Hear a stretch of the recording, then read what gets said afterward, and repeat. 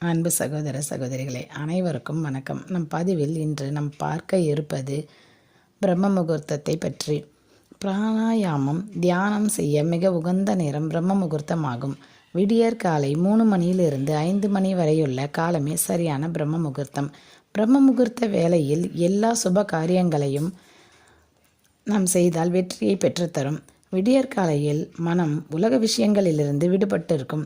எழுதப்படாத ஒரு வெள்ளை காகிதம் போன்று இருக்கும். மனதை இந்த நேரத்தில் சுலபமாக கட்டுப்படுத்தலாம். இதுவே நம் மனதை கட்டுப்படுத்தும் ரகசியமாகும்.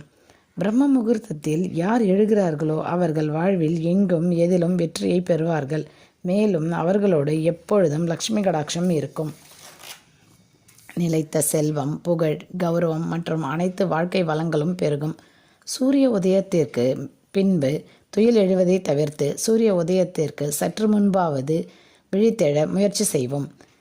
முற்காலத்தில் எல்லோரும் சூரிய உதயத்திற்கு முன்பே தூக்கத்திலிருந்து எழுந்து வாழ்வில் வெற்றியை பெற்று நிறைவான ஆரோக்கியமான வாழ்க்கையை வாழ்ந்தனர். ஆனால் இன்றைய இளம் சமுதாயம் சூரிய உதயத்திற்கு பின்னும் மணிக்கணக்கில் உறங்கும் பழக்கத்தை வைத்துள்ளனர்.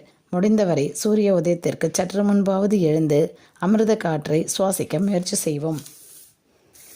இரவு 2 மணி முதல் விடியற்காலை சூரிய உதயம் வரை உள்ள காலத்தை அமிர்த வேலை என்று ரிஷிகள் கூறுகின்றனர். இது 3 மணி முதல் 4:30 மணி வரை உச்ச மதிப்பை அடைகிறது.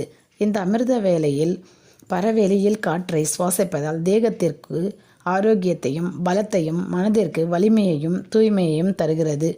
மேலும் மனதிலுள்ள அழுக்குகள் பெருவெள்ளம் குளம் குட்டையிலிருந்து உள்ள சேறு சகதிகளை சேர்த்து அடித்து கொண்டு செல்வதை போல இயற்கை நம் மனதில் இருக்கும் அழுக்குகளை நீக்குகிறது.